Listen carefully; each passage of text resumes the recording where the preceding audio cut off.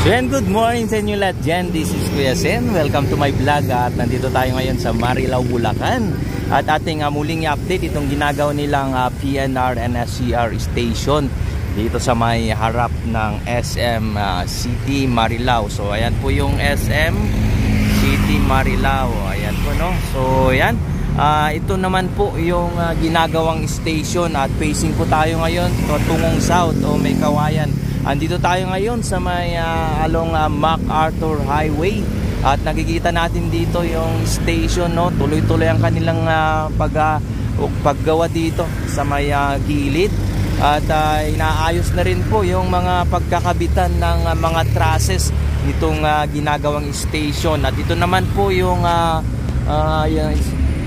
viaducts na ito, patungo naman po ito ng Bukawe. Yan po, so meron pa pong isang span dyan, putol dyan sa may gitna. Ayan po, oh. Yan. Nakikita natin yung sitwasyon dito, yung mga viaducts, may mga bakal na po dyan. At ready na po siyang lagyan ng mga parapet wall. Ayan po, oh. Nakikita nyo po, no?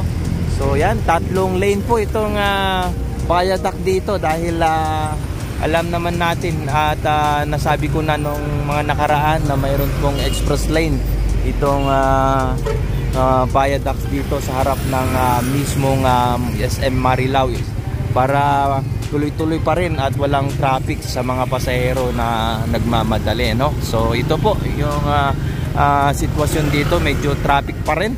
At tayo magpalipad ng drone para makita nyo yung iba pang progress dyan at tignan din natin yung ginagawang SM expansion dyan sa harap na nitong station na ito. Okay?